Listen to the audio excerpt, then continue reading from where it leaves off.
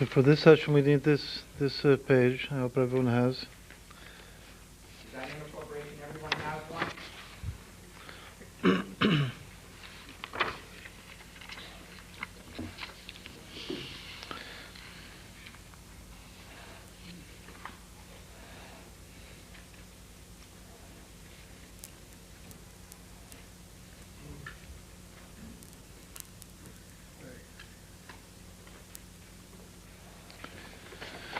Right here, what we have in front of us are 13, or actually I think there are 15 here rows of different concepts. They correspond one to another. They're all in threes. The basic dynamic here is similar to what we discussed before, that the principle, whoever was here for the last session, the principle of Hachna'ah, Havdalah Amtaka, of Chashmalmal, is something that runs through all strata of life. So here we're going to speak now in this session about the business life. But the basic dynamic is very closely related to what we were speaking of before in relation to healing and meditation. As is often customary for Jews that like to begin from the bottom, from the end. So we'll start by looking at the very last triplet of ideas. Because what we're going to try to explain today is that in a well-developed business, there are three principles that must be followed for the total success of the corporation. They have a sequence to them, but they're also, each one can be related to individually by itself. The three actually most basic ideas that we're going to talk about are those that are listed here in the 6th row, which are called involvement and quality and flow. These are the three basic words. In Hebrew, the three words are mu'uravut, involvement, which especially has to do with the involvement of the employer with all of his employees, all the personnel of the corporation. As I said, the line above that, the interaction between the company and its employees. The second word, these are the three key words that we're going to discuss. Involvement and quality is the word which is the interaction between the company and its markets and the public, the quality of the product. And then the flow, which is generally reflected by the cash flow of the corporation, but also has to do with inner flows that take place within the corporation. That word in Hebrew is zrima, which means flow. The initial letters of these three concepts form an acronym, which is ME'az. Right. The title here of the whole of this whole page is called Kedem Mifalav Mi'az, which is an expression that we find in Mishlei, which literally means that his workings, it's talking about the workings of Hashem, vis-a-vis the Torah, the primordial Torah, that was the blueprint of the creation. That Hashem looked in the Torah, in accordance with the Torah, He created the world. The Torah speaks of itself in the 8th chapter of Mishlei of Proverbs and says, Hashem kanani, Reishit darko, Hashem acquired me at the very beginning of His way, of His process of creation.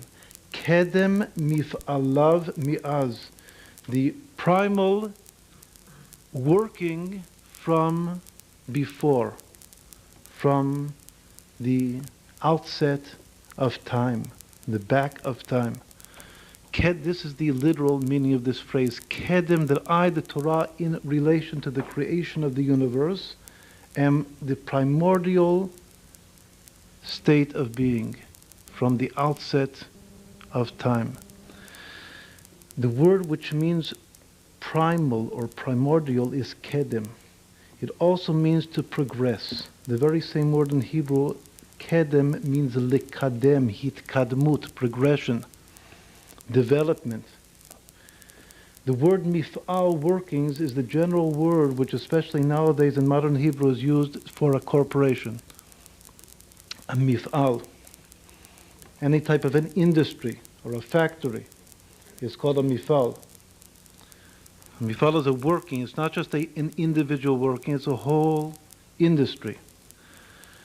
Me'az, this word me'az, we are now taking as to hint, to allude at this acronym for these three concepts, mu'uravut, and in order to progress, and as we're reading it, we're darshaning it, this phrase in the following way.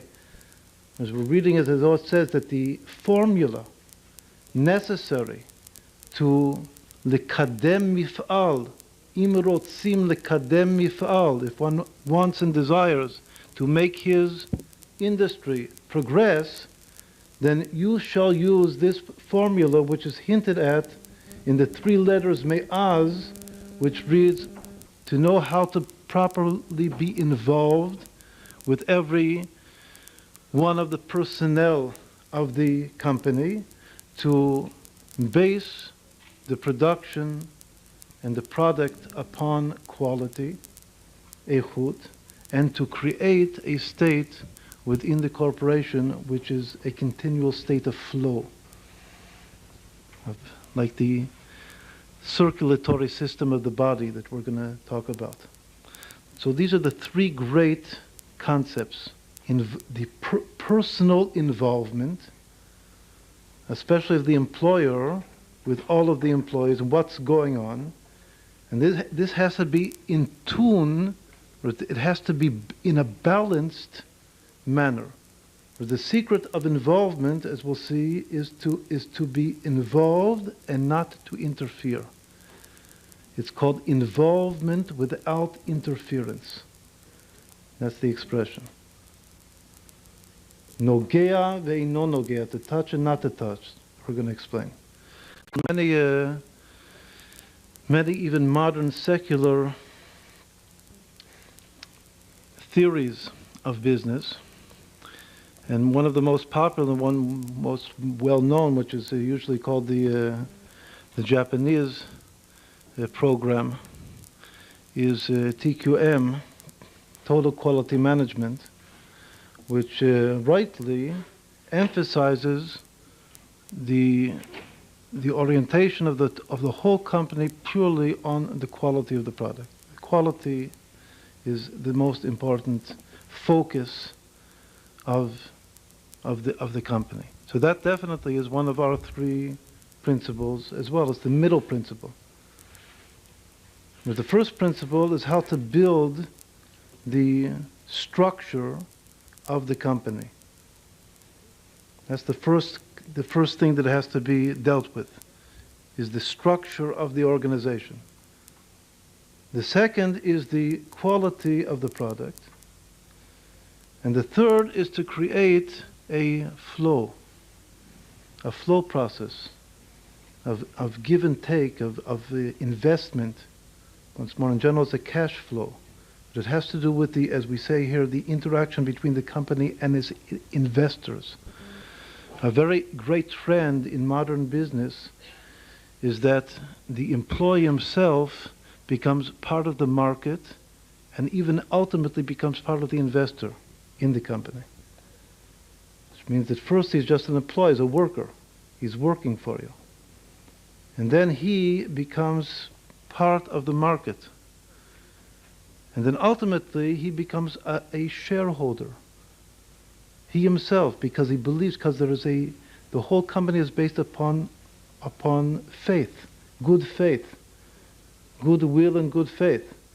And the more goodwill and good faith there is in the company, and once more, the greater the quality of the product that the company produces, the employee himself will eventually become a shareholder in the company, an investor in the company. And this will increase the flow.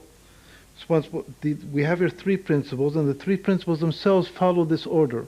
The first, the infrastructure of the company itself must be set well, rectified.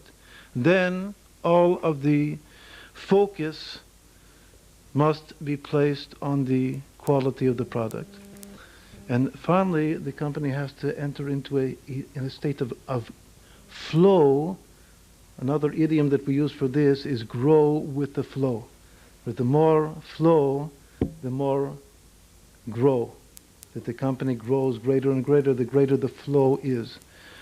Now these principles that we can definitely see reflected in any viable corporation, dynamic corporation, are actually principles of creation.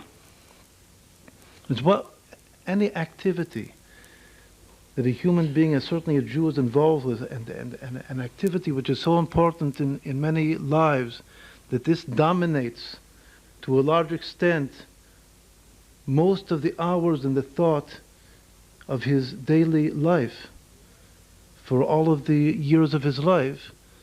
So it cannot be related to just as a mundane thing that a person has to see. He has to make a living, a livelihood, so he has to work. Obviously there must be something much, much deeper in the fact that an individual, a Jew, spends most of his life working and building. Why? Why is that the case? Why is most of one's life devoted to building some type of a structure? The truth is because a Jew is intended to emulate his creator by himself being a creator. To create a company is to create a world. And just as Hashem created the world with certain basic principles, so a Jew, that's why every Jew should have a company. Every Jew should have his company, his corporation. Because every Jew should have a world that he's creating and that he's responsible for and developing. And it's not a mundane activity whatsoever. It's a very, very holy activity. Creating a world is very close also to building a temple. We know that the tabernacle in the desert reflected all of the secrets of the creation. Because even though the creation in relation to the giving of the Torah is called milin de hediota, it's like secular words, the 10 sayings of creation in relation to the 10 commandments of the Torah being given at Sinai are called like secular words of God in relation to holy words.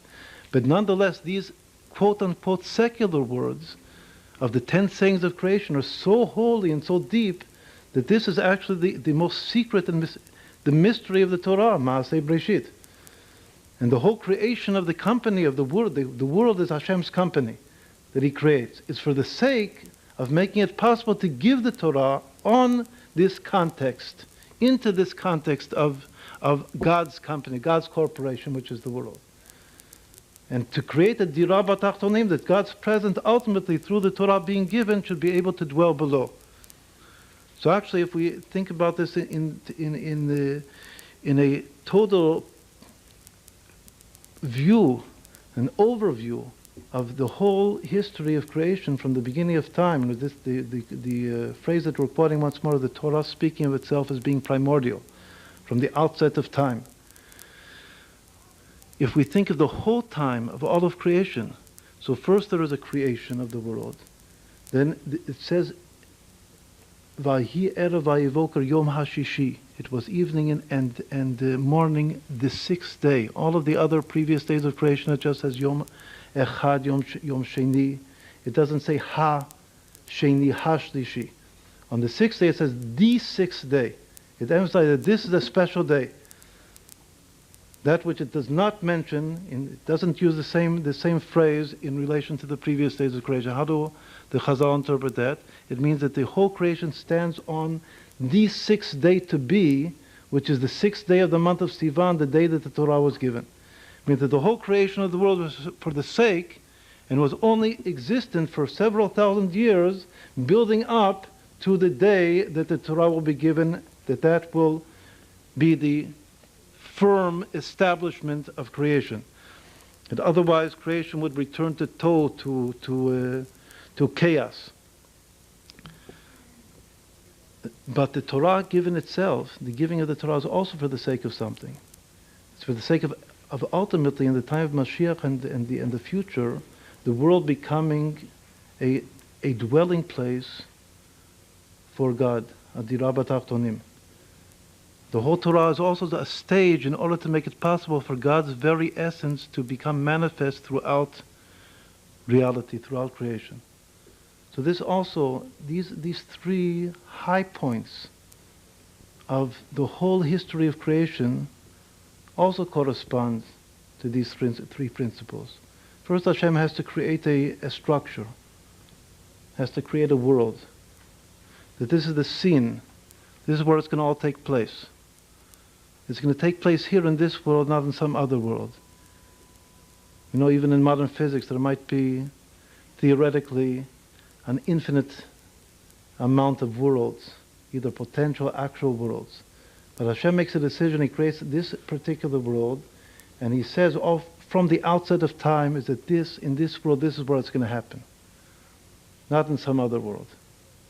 But it takes several thousands of years that even though this world has already been pinpointed as being the scene of where God's will is going to fulfill itself ultimately, only after several thousand years is the quality product given to the world. Does the corporation produce its top quality product?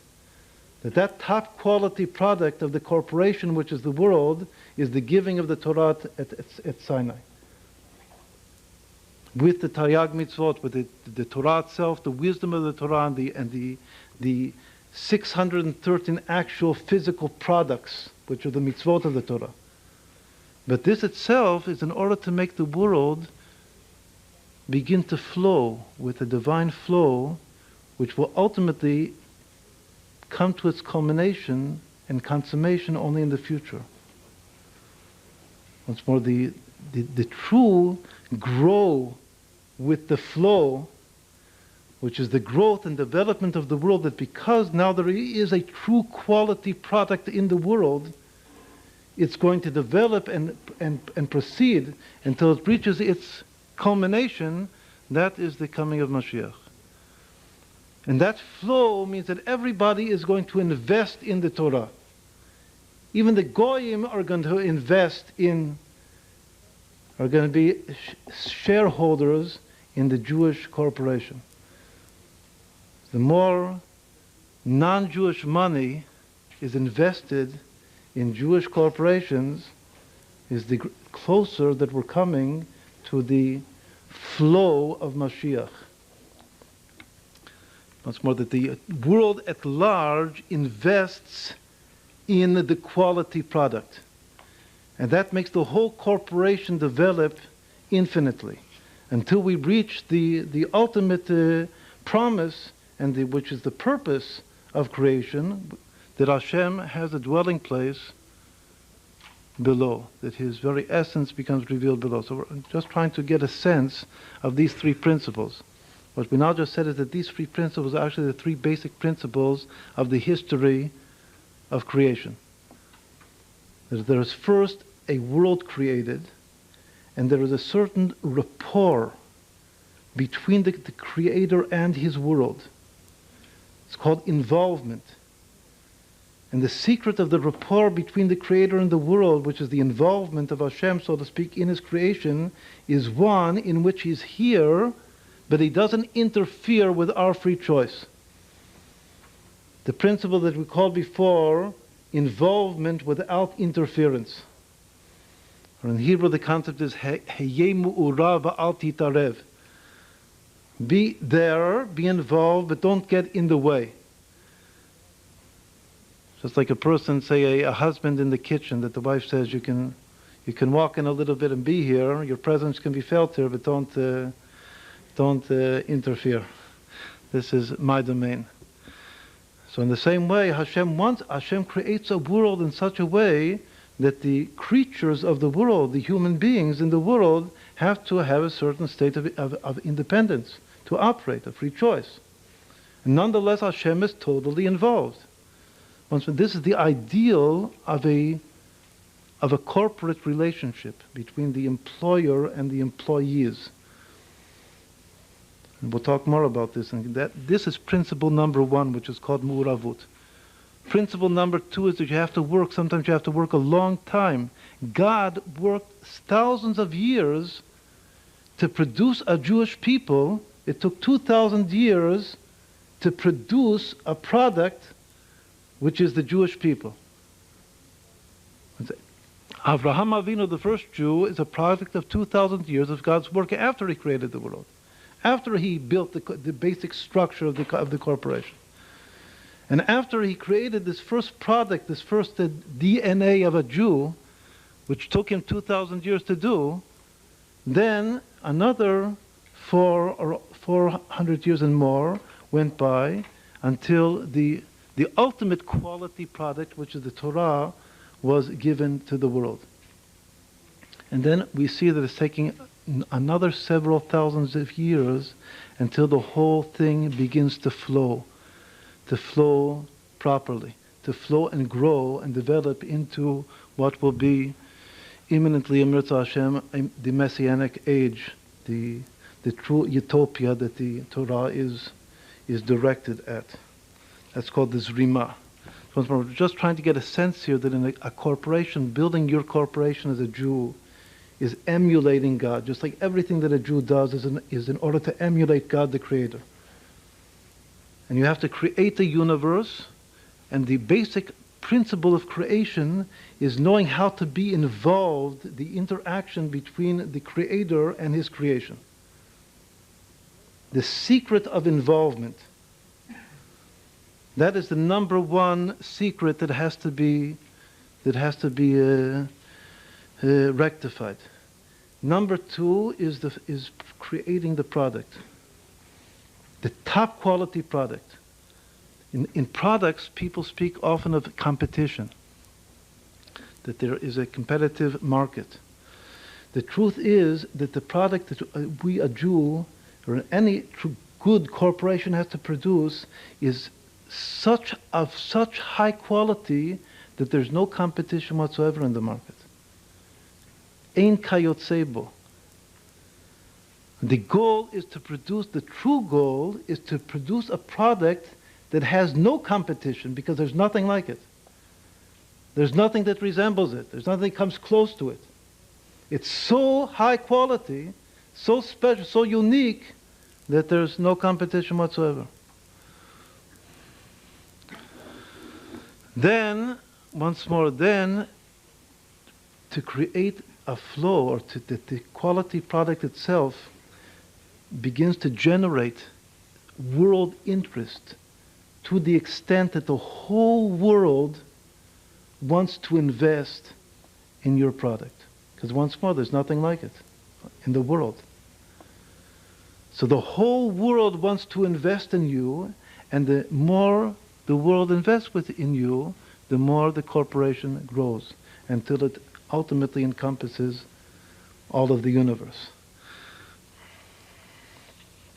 And this is the ideal that we're talking about. Now, as we said, let's go to the bottom line here. The last line. We have here all of these triplets are 3 concepts which relate to these 3 basic archetypical principles of business. The last line are the 3 different words in Hebrew, in the Hebrew language, for money.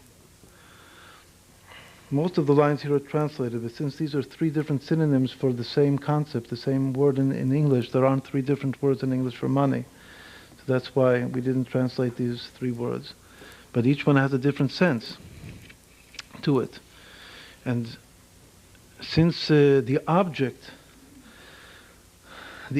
of business is money, so in the word and the concept money itself must be included these 3 basic principles of what one is doing when one is making business, when one is promoting and trying to build a corporation.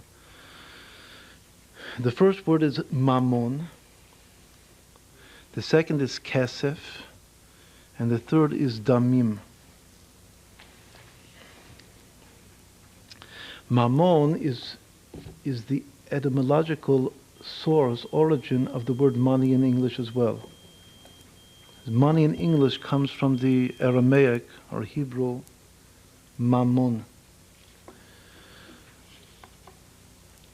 On the negative side, when all of the negative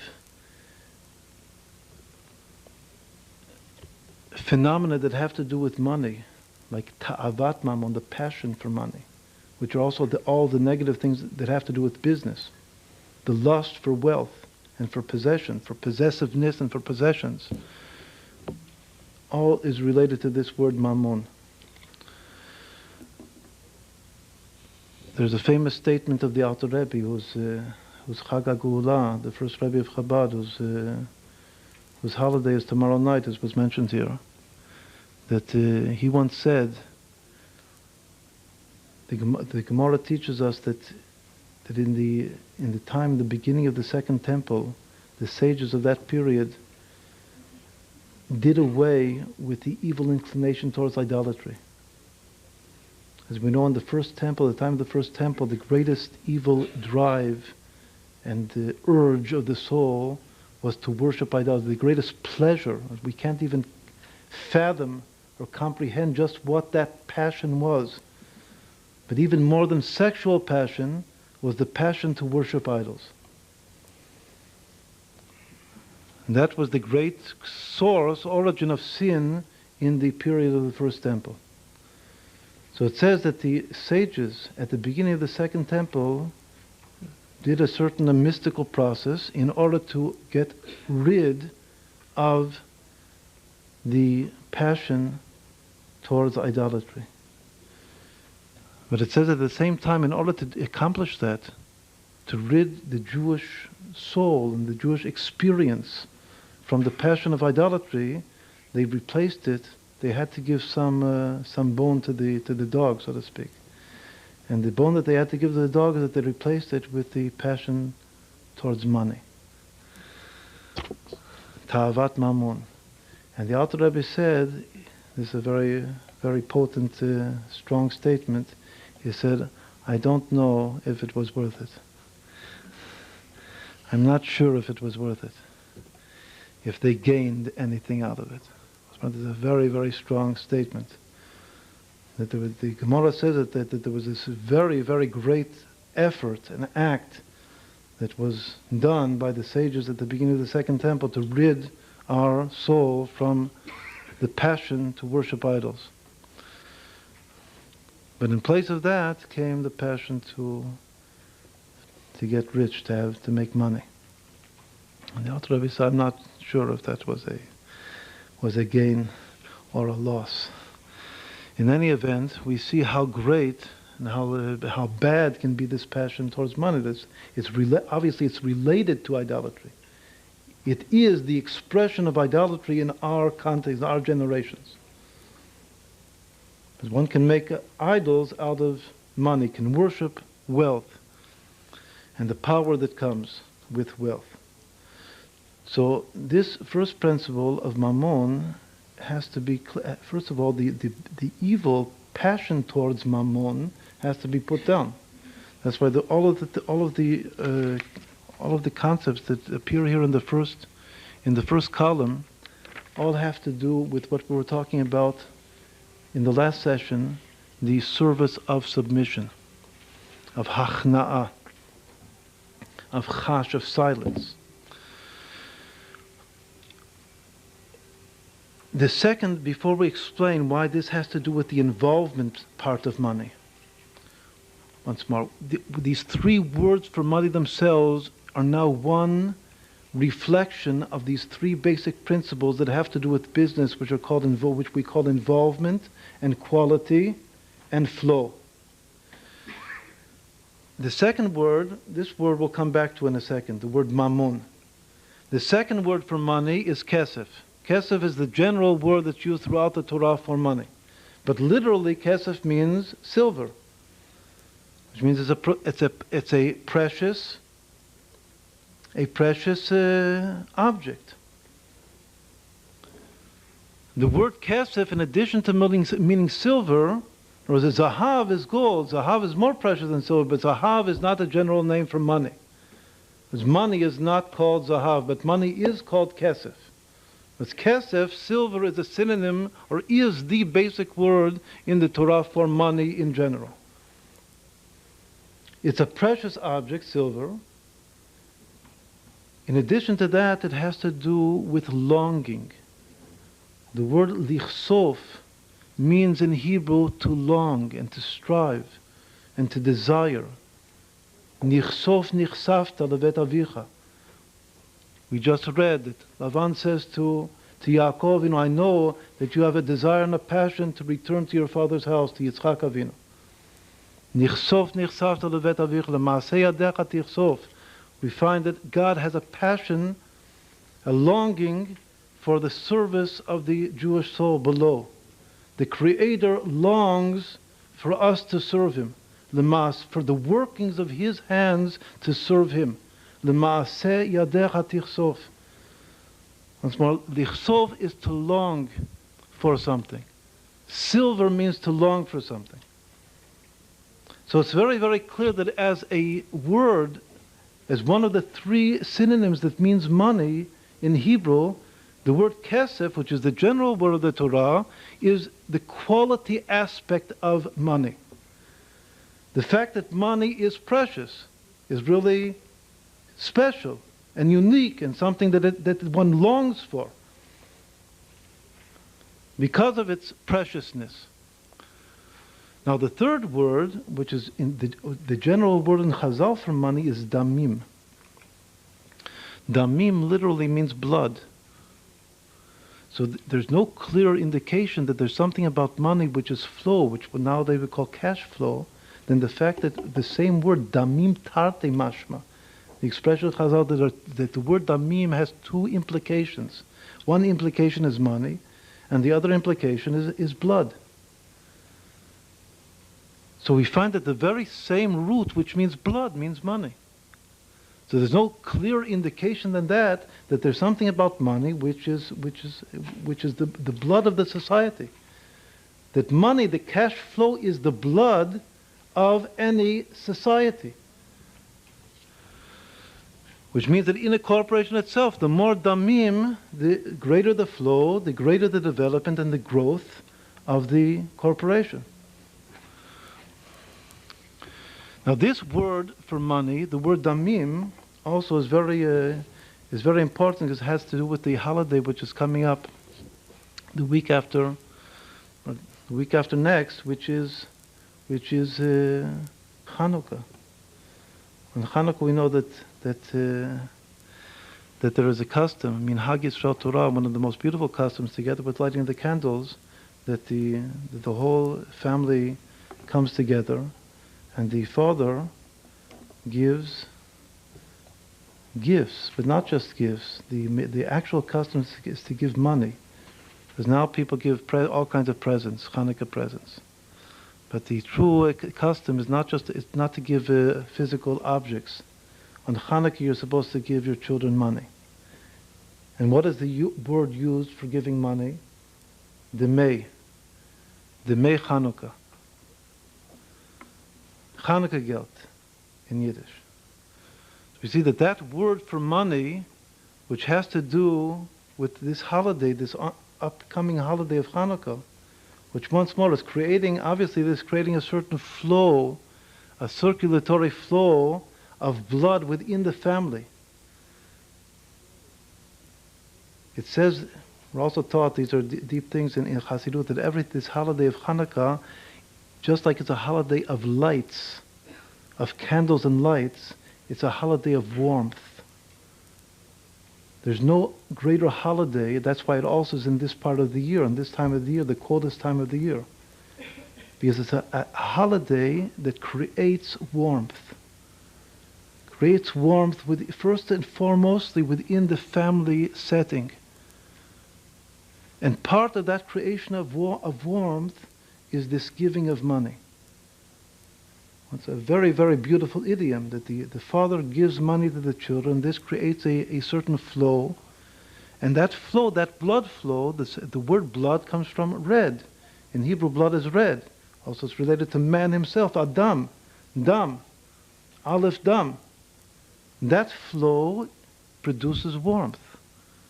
When a person has going back to the previous discussion that we're talking about health. Health is that the blood flow is maximal, that there is no blockage in the system. And then there is warmth within the body. That's why the word blood, once more is read, it symbolizes warmth. The Baal Shem Tov, the founder of the Hasidic movement, used to put his hand over the heart of children, of young children. Whenever he would meet a young child, a Jewish child, put his hand on his heart and say, "So sein a varma yid." He used to bless him. This is called the traditional blessing of the Baal Shem Tov. May you be a warm Jew. And it says that whoever merited to have the Baal Shem Tov's hand placed upon his heart when he was a young child, he was warm his whole life. That was enough to make him a hot Jew, a hot cake, Jewish cake, his whole life. So when this means that there's something about money itself, that if money is flowing properly, this word damim, then it's just like blood. It's the blood of the whole system, and it's making the whole system alive, and it's making it warm. Once more, life itself, the word chayim, it says that chayim, life, comes from chum, from temperature, from something which is the opposite of life, which is dead, which is not alive, is cold. And something which is alive is warm, has internal warmth to it. So there's something also about this money. It has to do with what we were talking about before tzedakah also. That when you give life, you're giving warmth to another person. And whoever gives warmth, receives warmth. This is part of the flow, the monetary flow. That's why it's so important for a Jewish company to have a very strong tzedakah foundation to it. Because that's the most important foundation of the cash flow within the company, and the warmth and the life and the growth of the company. All right, so what did we explain? We explained that the two words for money, the word kesef and the word damim, very clearly and obviously have to do with quality and with flow. It's clear that the word kesef, meaning money, is the quality emphasis on money. That money is quality focused. Kesef. And the word damim, meaning money, is that money has this power to it of flow and blood and warmth. Damim tarti mashma. Now let's get back to the first word. The word that said is mammon, the word that also has the negative implications to it. The word mammon, which is, as we said before, the etymological origin of the English word money, in Hebrew has to do or comes from the concept moneh. The simple reason why this word means money is because it comes from the word to count. Moneh in Hebrew means to count. The word emunah itself, faith, the highest, ultimate level of the soul, faith, emunah, also comes from the same basic two-letter sub-root of man.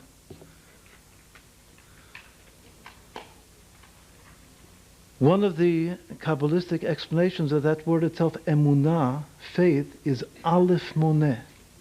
That one, the ultimate one, which is the Creator, Hashem Echad, Shema Yisrael, Hashem Elokeinu, Hashem Echad, counts everything into creation. The word count, moneh, equals in Gematria me'ayin, from nothing. One of the secrets of counting is when you count, like the basic thing that in the Torah itself we find that is counted is money. A person counts money. He's always counting money.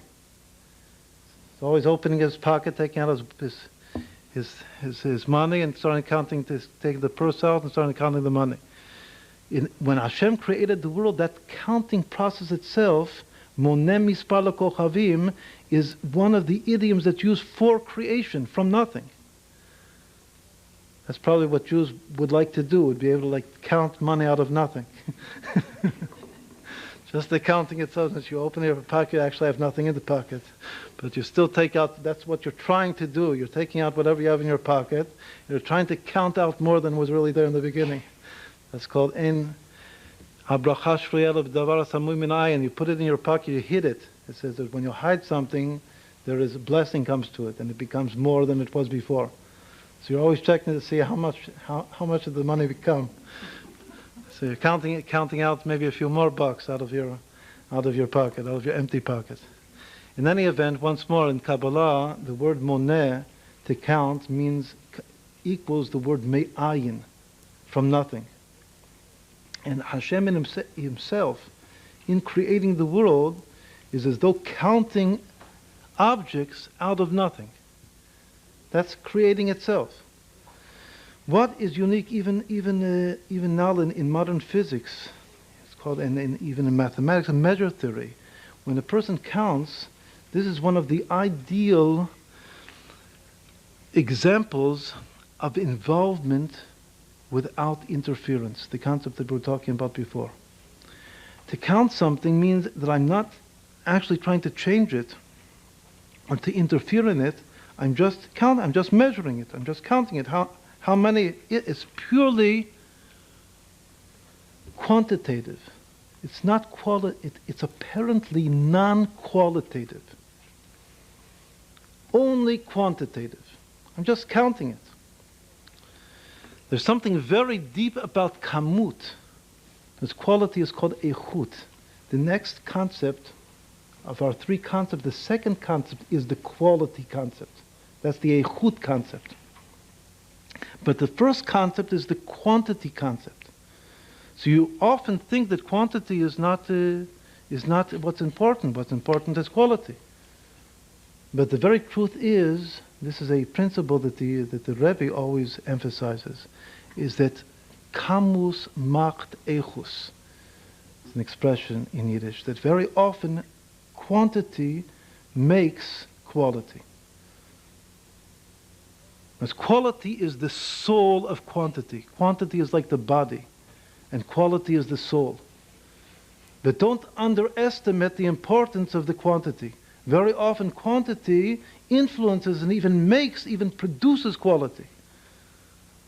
That's why the Rebbe in our generation so much emphasized quantity. He says, even though of course quality is what counts in the final analysis, but quantity influences quality. Now, in the quantity mind, this is exactly what modern science, especially modern physics, is all about. Is trying to measure something without interfering. There's a problem, which is called the uncertainty problem. That whenever you measure something, there's a certain amount of interference. But the ideal is to reach a minimal amount of interference in the pure measuring process.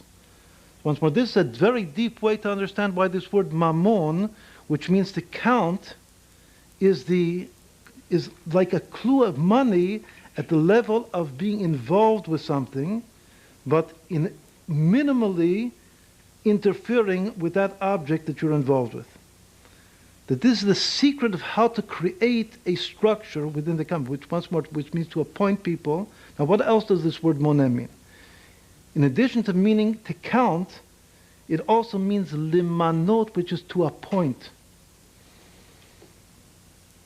As we have here in one of our 4 lines up from the bottom, we have the name Yitro appears here above Mammon, and Moshe above Kesef, and Yosef above Damim.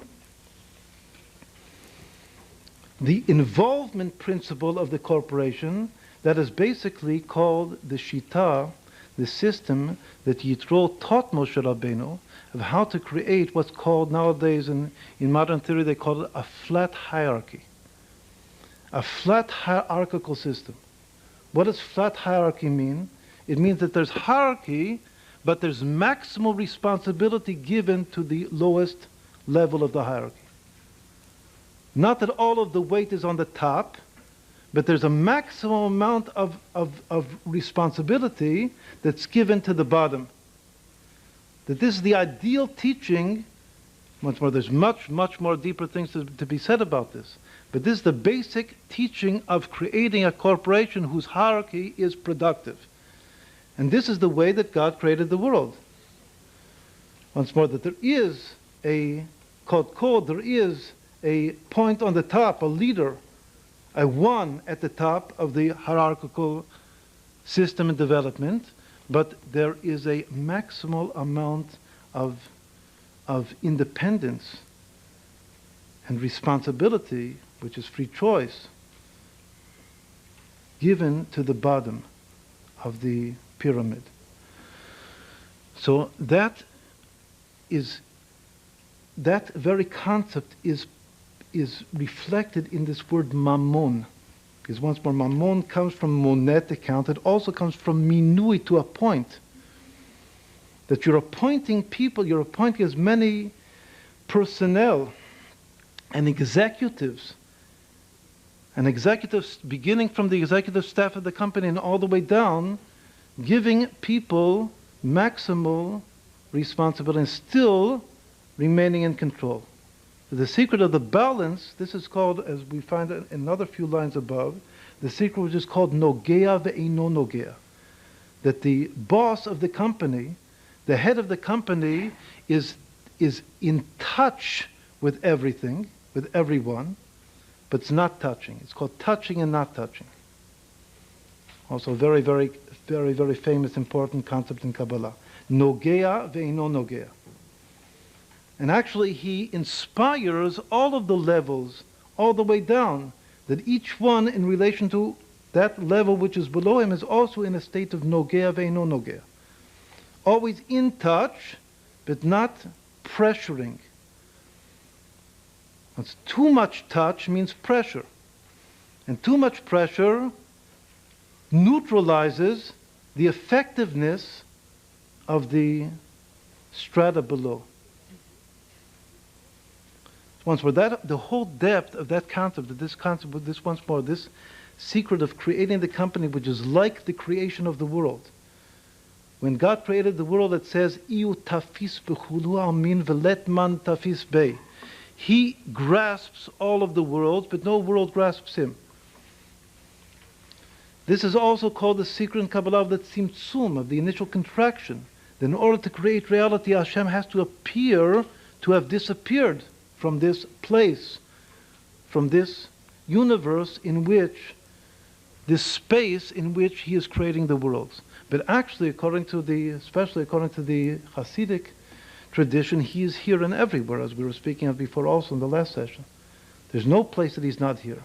But he, in a certain sense, from our perspective, he has to appear to have disappeared in order to give us the full power of our independence and our ability to act and to take responsibility. So once more, the concept of tzimtzum, this tzimtzum is the contraction.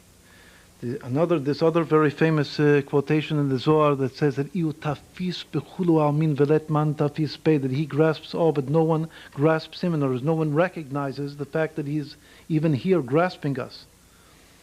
The concept that's used in Kabbalah, nogea ve'eino nogea, he's touching and not touching. The idiom for touching and not touching is always the eagle hovering over its nest. That it hovers over the nest, but if it would land on the nest, its pressure would be so great that it would destroy the nest.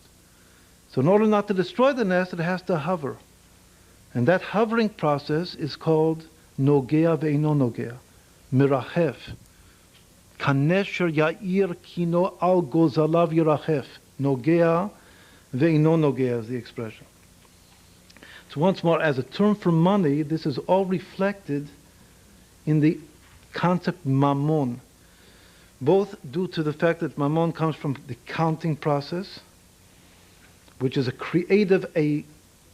quantitative creative process, like a modern quantum mechanic process of counting quanta. It's like pure quantum mechanics, Monet. And it also has to do with appointing officials, appointing executives, appointing workers, minui. And at the same time, in order to rectify this at this level of the company, which is this is called the Yitro level of the company, the Jethro level of the company, the basic principle of the soul is the hachna'ah, the submission of the soul. The separation of the soul, which is the identification of the source of the Jewish soul, that's the precious stone, the precious silver of the company. Once more, Hashem's product quality, there are actually two product qualities of God. One is the Jewish people, and the other is the Torah, which is given to the Jewish people. That's Hashem's quality product. But once more, there's no competition on the market whatsoever, because there's Ein Kayotzebo. And the third is to create a state, as we said before, that this is the ultimate state that the whole world, Hashem wants. Yoducha Hashem kol ma'asecha. That all of the peoples of the earth, and all of the universe, all of the datzcham, the domem sumechai, all of the levels of life, from the inanimate to vegetable, to animal, to human being, all recognize Hashem through this quality product, which is the Jewish people and the Torah.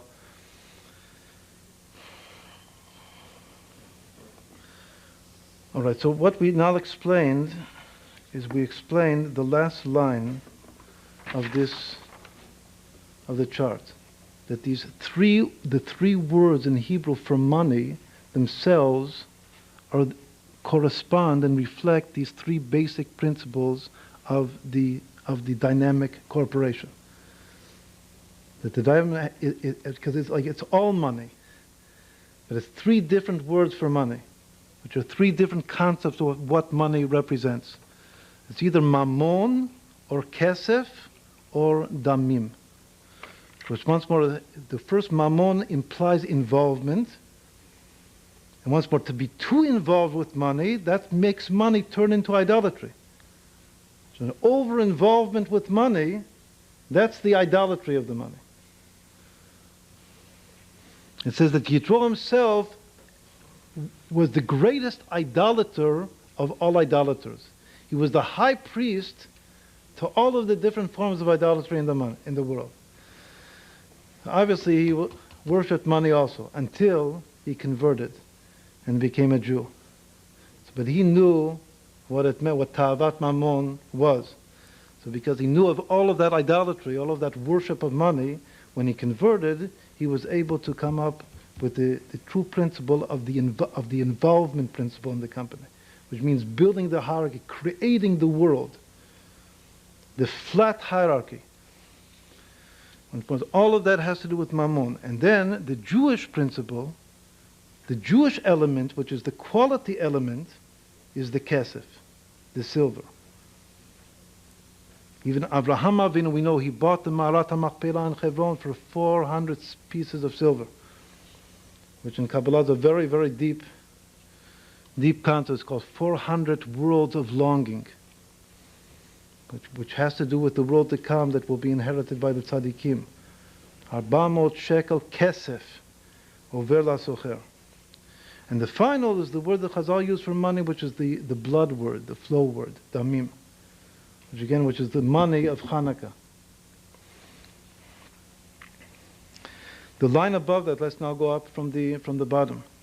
The line directly above that is that the same two-letter root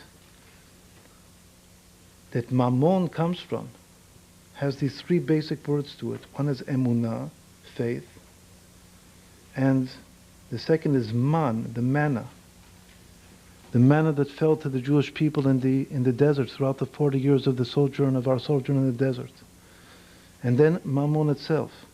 So even though as one of the three idioms for money, the word Mammon, we placed it in the first line, but just as a general term for money in relation to the other two words that are related to the same root of faith and manna and money, so those three concepts also follow the same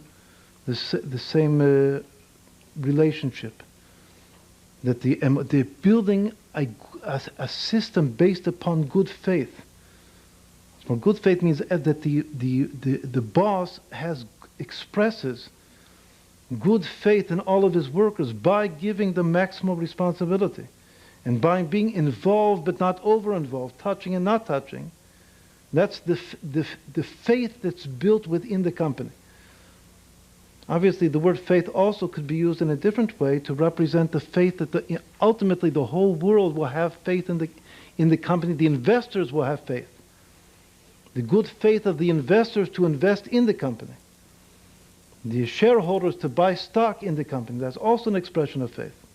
But the first faith is the building of a faith-based, once more, faith means trustworthy based corporation amongst all the employees and workers of the corporation. So that's in the beginning, even before the man was identified, before it was even tasted. When they first saw the manna falling in the desert, they said, "Manhu, what is this?" And those two words, "Manhu, what is this?" actually permute those 5 letters to the word emunah. There's further some vision of faith. Then comes the taste of the manna. That also is a idiom, an archetypical idiom for a quality product. There's no competition for manna. There's nothing like manna. Whoever merited to taste the manna. There's one and only product. Now modern health foods are trying to duplicate it, but they're not successful for the time being in any event. Whereas the ultimate thing that you would want to produce as a health food or as a food bichlal is to produce the manna, the man. So that man here belongs to the second column, the concept of a quality product. And then the third is the word mammon itself, which is money. Money, now taking it to be a general word for money. That money is flow. But then we saw that the word money itself has its own 3 different synonyms.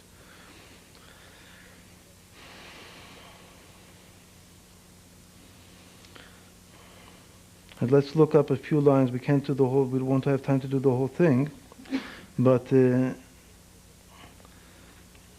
that's what we explained. We explained the concept of interaction between the company and its employees, and the interaction between the company and its markets, and the interaction between the company and its investors. One thing that we haven't written here is that the interaction between the company and its employees is a model. When you initially build a company, the basic model of interaction is one like a family.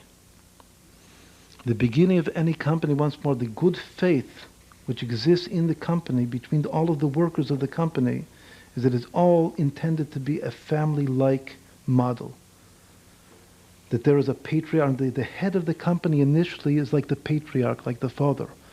All real companies in the Torah also began within a family context. Like Abraham and Yitzchak and especially Yaakov and his children. They were all an enterprise. It was an economic enterprise. But the economic enterprise was a family. Or what we would call the larger communal family. Because in addition to the children, there were also all kinds of servants and other people that were involved. It was all in one big family context. The head of the company is then the father. And when we said that the father, just like the father eagle, that doesn't land too strongly on the nest in order not to crush and destroy the nest, which is called the involvement without interference, that's just like the father giving maximal responsibility to his children. And the good faith is because it's actually a father and his children. The father trusts the children. There's a common interest. The good faith is because there's faith that we have a common interest. It's not one that's trying to devour and to impair the other.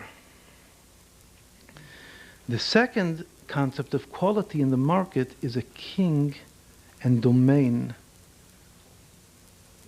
setting.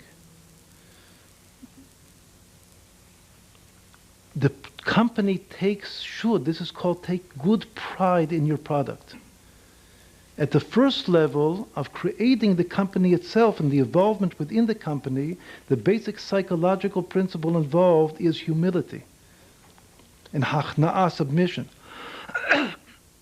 But the second stage of the company is the pride It's important that the company takes pride in its product. But you can't have pride, you can't have proper pride if you first didn't have humility in the creation of the company itself. Then eventually you create a product that you can have pride in this product. Whereas the ultimate pride is that the product has some divinity, some inherent, innate divinity to it. There's something holy about the product. Just like the Hashem's product, which is the Jewish people, the Torah, there's something intrinsically holy about the product. Of that it says about a king, Vayigbali bo b'darkei Hashem, the king takes pride in his kingdom, and by taking pride in the kingdom, actually he's giving pride to his subjects. But this is also a deep concept. The model of the company versus its markets. Once more, the model of the company in itself is a family model, is a father and son's model. The model of the company vis-a-vis its markets is a kingdom model, a king and subjects model. It's the pride of the king in the product. Once more, about a king we find the concept that his heart was uplifted in the ways of Hashem. Yehoshaphat, the king of one of the kings in the lineage of David HaMelech. It says of him, Vayigbali bo b'darkei Hashem. From him you learn that the king takes pride in his kingdom, and that pride that he takes is actually given to the subjects themselves. The subjects become part of that pride. Just like when you sell, if we would be able to spend more time talking about business, we would have to talk about how you market. One of the things that you do when you market your product is you impress the buyer, the potential market, in the pride that he will receive by buying your product. Just like you take pride in the product, it has to be clear that if he buys your watch or your whatever you're selling, then he's going to be proud. He's going to be proud of the product. It means you're selling pride. That's called selling havdalah. Once more, this is the king once more, that the subject is proud in being a subject of this king. He's a part of the king. Eved melech melech.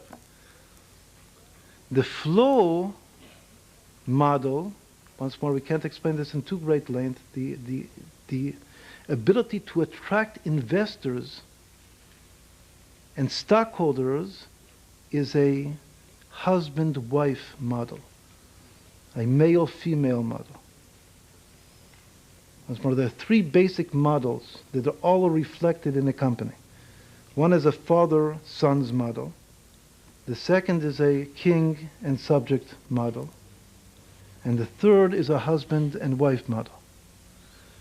The first principle of the involvement of building the company, which is the involvement, that's a father and son's model. The second, which is the interaction with the markets and selling your product, that's being the king of the market. But you have to, because you have the quality product, so you are the king of the market. And the market becomes your subjects. But it's good for them, because once more you're selling them your pride. And they're becoming proud in your pride. That's called a king-subject relationship.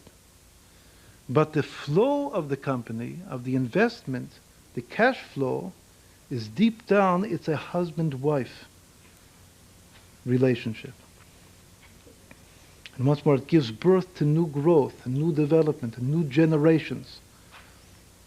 Pru urvu, umilu et haaretz, be fruitful and multiply. Right, so these are another three basic things. In the body itself, the meditation or the idiom for the first is creating a skeleton and nervous system. Let's look at the line that begins skeleton and nervous system. The creating of the company, the first principle, which is the Jethro principle, is creating the skeleton and also placing within the skeleton the nervous system. Because the nervous system is the touching and not touching. The sense of being there and giving maximal independence and responsibility to each and every employee and personnel within the company. That's called not being over-nervous, not being hyper-tense, not being what is the biggest problem in business? Stress. That's the biggest problem with businessmen. Hyper-pressure, stress. The first principle, that's the reason is that the whole company was not created properly. Once more, the proper creation of a company is that there should be minimal stress within the company, within the structure of the company itself. And that minimal stress means that the nervous system of the company has to be healthy, has to be sound. And that depends upon the skeleton. You have to create a skeleton. And the closest thing, it's even explained in Kabbalah, that the closest things to the bones are the nerves. That on the skeleton there has to be placed a nervous system which is sound and well and healthy. And once more, that is the principle of involvement without interference. Nogea ve'eno nogea. That's the way God created the world. The second is in the body, once more, this is the example. The quality of the product is like the DNA. You can't, once more, it's not non-competitive. If you have a certain DNA, then that's your stamp of quality. And nobody can compare to that. If there is, and there definitely is, this just has to be discovered, the special Jewish DNA, that is the quality mark, that is our mark of quality of the Jewish people, even to the level of the body itself, not just the Jewish soul. We're taught in Kabbalah, only the Kabbalah, this is very important for people to know, that only in Kabbalah is it emphasized that the Jewish body is unique, not just the Jewish soul. So that unique DNA in the body is the quality mark, the mark of quality. Once more, that can't be compared to anything. It's absolutely unique. And the third thing in the body is once more the circulatory system, that the real health and growth and development of the body depends upon the blood. So even though in a certain sense the most important thing is the DNA, that's the mark of excellence, the unique mark of excellence, nonetheless for this DNA to develop within a growing context, that depends upon the blood, the circulatory system. So once more, we said that the three models of relationship are that of father to sons, then that of king to subjects, and finally that of husband to wife. But in the body itself, the three models that have to be expressed in the company are the creation, the proper sound creation of a skeleton with a proper nervous system, and then the DNA, like the gene itself, and finally the circulatory system of the company. Now there's another line here that reads koach onen chaya. We won't now explain it too much. There are also three basic idioms for strength. The koach of the company is its structure, its initial structure. The own, which is the potency of the company, that's like the seed, the product. And with the second column, everything that has to do with the second column is the level of circumcision in the company. Circumcision is the revelation of the quality product. And that's also called just like before we said it's the DNA, it's also the seed of the company. And the seed is the potency of the company. The firstborn of Jacob is Reuven. He's called Oni, my seed, my first seed. And then there is the chayil. Another word for strength is chayil. Chayil is the expanding profit of the company, the success of the company, the universal success an expanse of the company. That's called the chayil of the company. Oseh chayil. Once more, the total success and expanse and becoming a greater and greater army until it ultimately encompasses the whole universe, that's called the chayil. The initial healthy organization, once more, there's the first organizational principle, this word we didn't yet say. The basic knowledge of how to organize the company, that is the koach of the company. And then the seed which the company produces and impregnates the world with this seed that you're giving to the world, that is the own. That's the second word for power. It's called the own of the company. And the third is the universal success and expanse and profit. The word chayil also means financial profit. That the company is profiting even financially more and more and more and growing, and that's like damim milashon dam, and the more it's growing, the warmer it's becoming. And the better it's becoming. And the more pirsumei nisa of Hanukkah it's becoming. Right, so let's now conclude with this, and let's, if there are any, I'll leave some time for questions and answers or comments.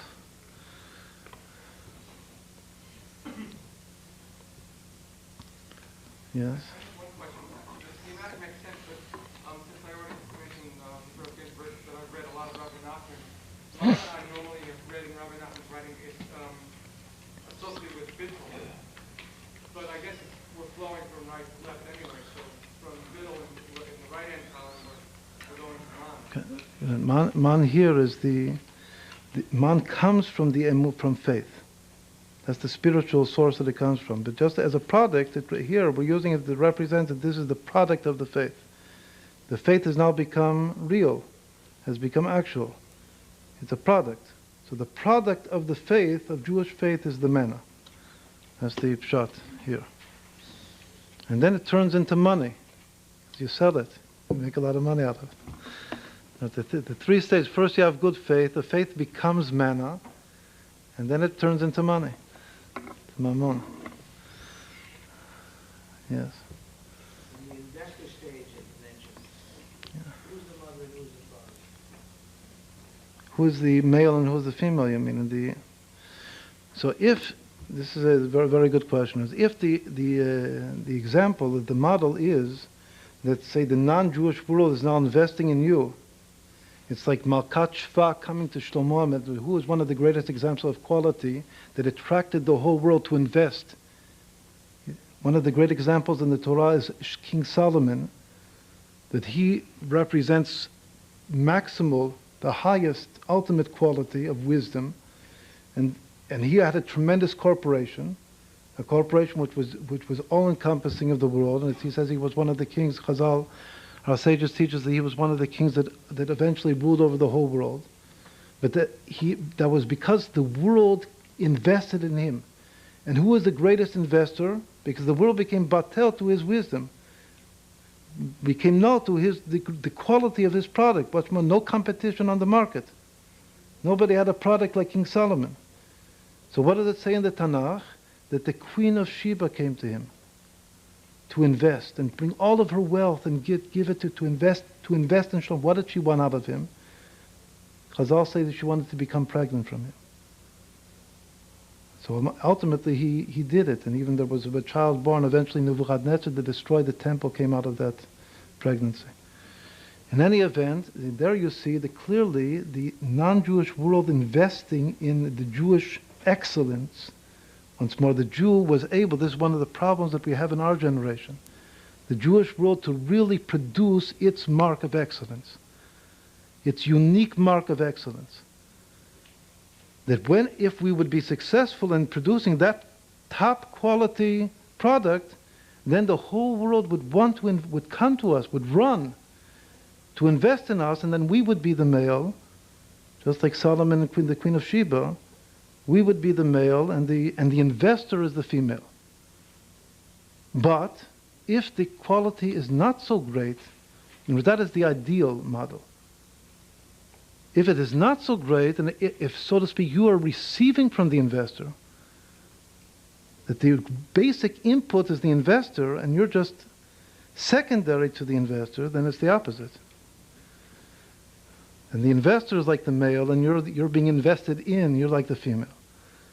You're just like, if, for instance, even what is the let's say, in a corporate situation, if the investor inspires the idea of the product, then definitely let's say the investor says, I'm going to put $1 million into you to produce this product that I think you're capable of producing. So in that situation, if the investor sees the potential, your potential, identifies it, and gives you money, inspires you to do it, then it's almost like a male inspiring the female to manifest her potential to give birth, because the male can't become pregnant. The male can only produce the seed, but the female can develop the pregnancy. So once more, if the investor inspires you to become pregnant, and that's a power that only you have, and to produce something, then he's the male and you're the female. But the ultimate ideal is the opposite. Just like in the case of Shlomo, in the case of the Jewish people vis-a-vis the rest of the world. That the female actually is investing in the male and asking the male to impregnate her. And that's what happened. That's what will ultimately happen also in the time of the Mashiach. That Shlomo, just however great he was, and however great the mark of excellence was in his generation, that's yet nothing in relation to what will be in the time of Mashiach.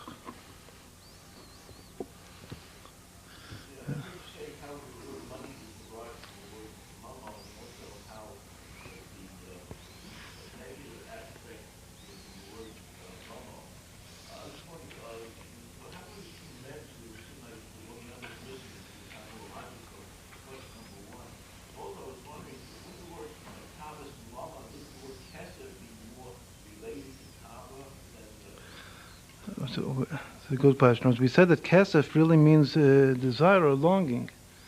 But nonetheless, we find that the term ta'ava, in its negative sense, of lust and passion, is used together with mammon, not kesef. There's no idiom ta'avat kesef. The idiom is ta'avat mammon. So it means that the kesef, that's where pride is legitimate. But there's something that longing and passion is good. There's nothing, not always is longing and passion bad. Longing and passion, which is positive, that's implied in kesef. But passion and lust, which is negative, can be implied in mammon. That's the difference between mammon and kesef. Now, the first thing that you said is also very important. Why are there two mems? So one of the reasons of the two mems in mammon, it says that mammon permutes the letters to form a word mimenu, which is also a very beautiful teaching why this has to do with involvement and not interference. We know that when the spies entered Eretz Israel and then came back and gave a false report, and they said Lashon Hara against Eretz Israel, they said an expression ki chazak hu mimenu, that the inhabitant of the land is stronger than us. But Chazal say that when they said that word, than us, stronger than us, he's strong, chazaku mimeno, they implied chazaku mimeno, the same word mimeno, which means from us, also means from him. In Hebrew, mimeno, from us, means from him. So they said he's stronger than him, they're stronger than God, chas v'shalom. That God himself can't handle and can't take this people, can't transfer this people out of Israel. That's what they said. Lo yachol ha'otzio et keilav is the expression. They can't, that this people have such a strong hold, this foreign people have such a strong hold on our Jewish homeland that even the Creator can't take them out. That was their heresy. So once more it says that the word mimenu, which means from us, also means from him. And one of the things we're taught in Chassidut, that in the future, the tikkun, the rectification of that sin, the sin of the meraglim, of the spies, is that we have to say in the opposite direction. The things which previously were attributed to him, like only he can do it, like only Hashem can bring Mashiach. We have to take such great responsibility. This is called B'yadei mi mafteach ha'geula, in whose hands is the key to the redemption. That it's very simple to say that it's all up to God. Only God can bring the redemption. Mimeno. It's all from him.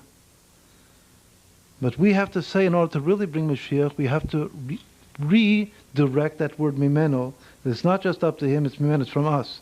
It depends on us. So once more, this concept of mimeno, in reference to money, that's exactly, again, a very beautiful example of involvement without interference. That it's all in his hands and all in our hands simultaneously. So there's something about money that it has to do with mamon, mimenu.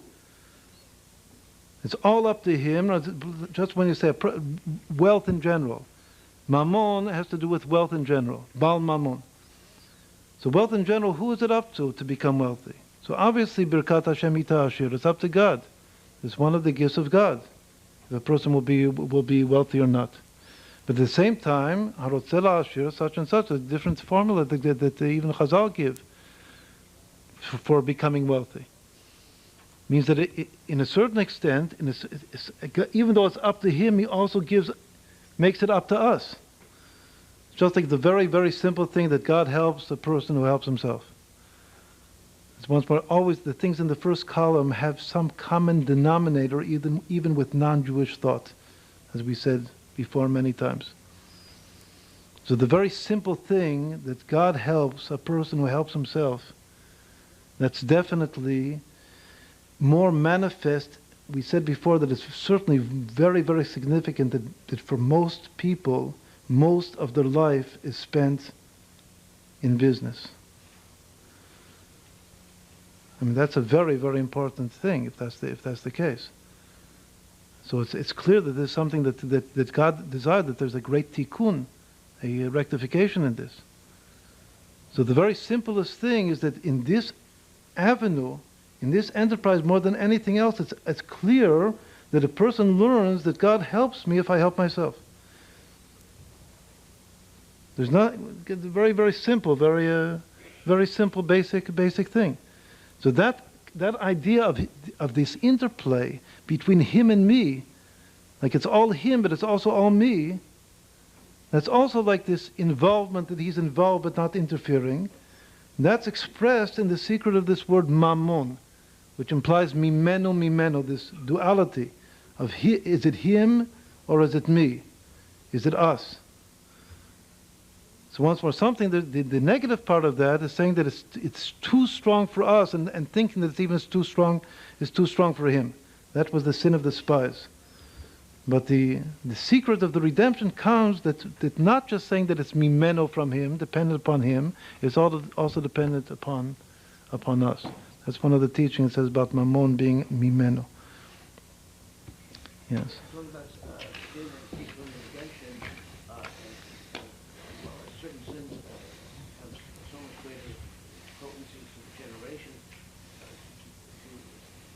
Clarify a little bit about the primordial sin, why that was so powerful, and what the people really have to that redemption. The primordial. Good. Right. Again, the simple idea is that companies are temporal. And companies rise and fall. It's like kingdoms. What's more, creating a company is like creating a world, which is like creating a kingdom. That we said that, first of all, the relation between the company between its markets, which is the outside world, is a kingdom-based model. The king of the market. Kingdoms rise and fall. It's even we read in the end of this last week's Torah reading, Vayimloch Vayamot, that he reigned and he died. The seven kings of Edom. That each one reigned for a short period of time, and then collapsed. Hitmotetut. The connection, the fact that our mif'al, our enterprise is kedem mifal.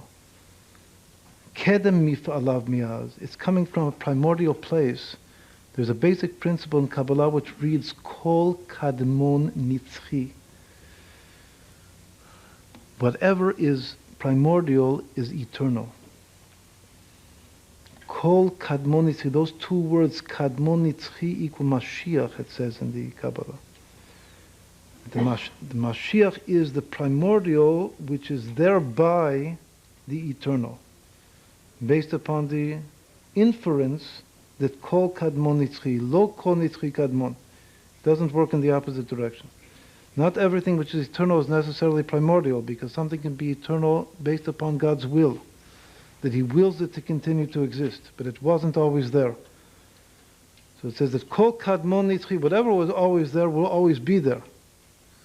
But not whatever will always be there was always there. It's a basic principle. And that concept of kadmon nitzchi is Mashiach. And it says that in order for our company effort and enterprise to produce a product which will be long-lasting, it's another important thing about products, and about not just the product, but the whole company. That the company will be a long-lasting company, not just an up-and-down company. Not just something that breaks on the stock market and people lose chas v'sholom millions of dollars. As unfortunately we see things like this happening every day, that it goes up and then it can collapse altogether and then people lose lots and lots of money, Hashem Yirachim. So in order that shouldn't happen, it has to be connected to a primordial source. Once more, the inspiration of the company has to be coming from kedem, from before. I mean, it's not just what's a modern or the mode of the time. It has to be based on something which is primordial, and to the extent that the company inspiration is trying even to produce something that has roots. Once more, it's rooted. The efforts of the company are rooted in some primordial truth. The company effort itself will become long-lasting and eternal, will not collapse. That's the basic idea of kol kadmon nitzchi. That's why it has to be kedem mifalav me'az. Yeah. Okay.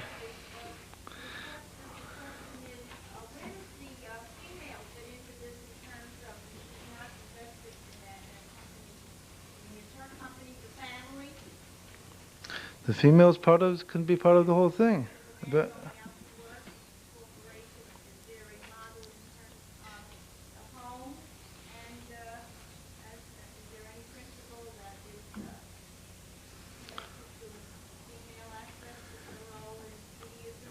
I said the female can be part of the whole thing. She certainly can be part of the family effort. The more that the company is a family enterprise, so the female is there. The female can be inspiring the whole thing. The female tells her husband who to invest in. It all comes from hakol min ha'isha. The expression of Chazal, everything comes from the woman. It's not. But definitely it says that the female afterwards processes. The man brings. This is a very famous thing in Chazal, which clearly identifies the female being more at even a higher level than the efforts of the man, because the man just brings the raw materials from the outside world, and the inner processing, and say making the wheat and the flour into food. That's the responsibility of the woman. I mean, that she makes a further beirur, a further clarification, which is a second. The second is a higher clarification than the first clarification process that the male does. But again, the female inspiration is behind everything. Hakol min ha'isha. 1 second, yes. Very often you see a company prepare a quality product, you see the correct infrastructure in place, and you see correct financial and managerial acumen in place, yet the company is not successful. tun Sie, my company can succeed? Again, you said, what about the product? You have a good product. Yeah. You have the right infrastructure. Yes. You have the right managerial, expertise and stuff. The company doesn't succeed because something outside the company. It means that there's something wrong with the flow. The outside of the company, investing in the company, that's the flow of the company. That's the third principle. And it's very hard for me to picture that it's really 100% working properly. The first two stages and the third stage doesn't work. Then it would just be some type of a decree from heaven that, and whenever anything should be operating properly, and it doesn't work, then it's some type of a decree from above that it's not working. But yesh lahaniach, and we can in general imply that if the first two steps, sometimes you lack the proper people, the personnel even to do the further stages. Maybe you really don't have somebody to promote investment or to promote flow in the company. You don't have that proper person in the company. Because it all goes back to the beginning. So if the organization is proper, it means that you have people that are talented and good at every one of the levels, that are good in production of the product and also good in promoting investment. So maybe you don't have that person. If you don't have that person, it means that the very first stage, the infrastructure was also lacking. Because the infrastructure has to initially have all of the people that you're going to need in the future for the development of the company. Okay, was another one?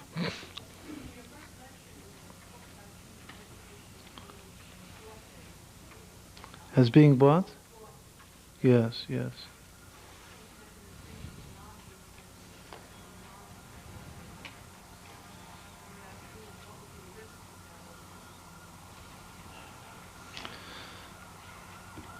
Again, meditation which is non-thought based is, first of all, the word meditation is not the proper word. It's just, that's what they use and it's not, in English it's not the proper word. If you look in the dictionary, it's not the meaning of the word meditation, because meditation in English does definitely involve thoughts. But in any event, that's the word that's used. What it would do for a Jewish soul, it would put it out of it's not balanced.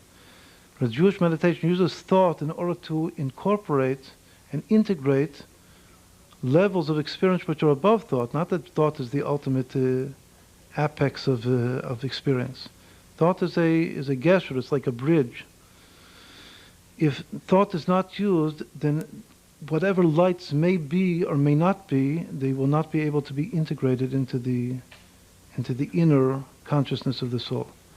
And therefore much of it, a great proportion of it, will remain also illusionary and imaginary. Will just give rise to a lot of false imaginations that it's impossible to clarify, because there's no inner process that's able to clarify them. And even if there are true lights, they will not be able to be integrated into the situation, into the inner consciousness of the soul.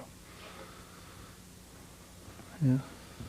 Rob, in your model of the body here, Yeah. I was wondering if you comment on, we've heard, I guess, the cash flow is the bloodline of the corporation. Yeah.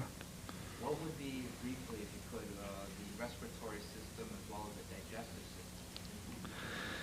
You just hit on Keter and Malchus. Yeah. And for this, we'd have to understand with the chart that we had before for the meditation on the body. The respiratory system is the crown of the body, and the digestive system is the Malchus of the body. It's the highest and the lowest. It's Keter Malchuti or Keter, and Keter Al-Yoni or Keter Malchut. The supreme Keter is the Keter of Malchut. So we'd have to explain the emunah and ta'anug and ratzon, the will, the bringing down the faith into pleasure and will, that has to do with the respiratory system. And the shiflut, actually the digestive system in the body, has to do with its innate lowliness, but also its ability to digest. The simple meaning in Chassidut also that to digest is be able to take the sparks from below and to integrate them into the system. For instance, in a company, the digestive system is how to digest the, say, raw materials in the first of all, on the production line. How to maximize the line of production by taking raw materials and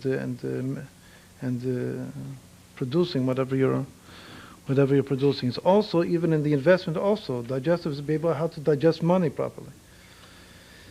Digestion means to take some raw material from below and to take out its sparks and to utilize the sparks.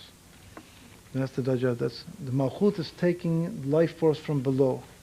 The respiratory system is actually taking down life force from above. These two systems are the two extremes of the body because in the body they are the only two systems that have direct contact with the outside world. Once more, in all of the systems of the body, like the circulatory system, the nervous system, are systems that are working within the body. Immune system and endocrine system, all of the systems are within the body itself. There are two systems that are in interplay with the raw material from the outside world. One is the respiratory system, which is taking in air, and the other is the digestive system, which is taking in food. So taking in air is drawing down from above, that's keter, and taking in food is elevating from below. That's the basic idea of these two systems of the body. So the same thing you can understand in relation to a company.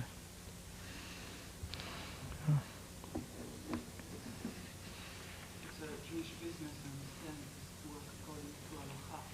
Now, if you're dealing with non-Jew and they have their own system and you have to make use of the system and you don't know about halachic implication in terms of if there is a possibility of working with that system. Should you go and work with that system? If there obviously you have to know all of the halachic sides of the. That's clear. That's part of the beginning. That's part of a healthy structure, organization. A healthy structure obviously has to be based first and foremost upon halachic considerations.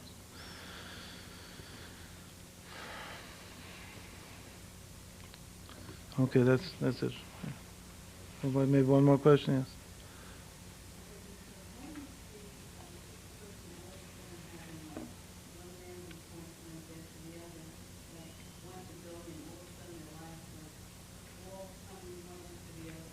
One, I didn't catch you. One. Yeah.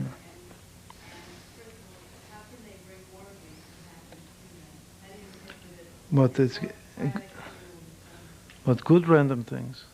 Good things. Hashem gives more and more good in direct proportion to how much true, sincere thanksgiving there is for what has been given up until now. That is the gauge. There is one gauge of good things happening all the time to a person. If a person is truly and instantaneously, automatically full of sincere thanksgiving to Hashem, Modeh ani lefanecha, then he becomes a vessel to receive more. That's the. May I have more questions after the next one, the next time?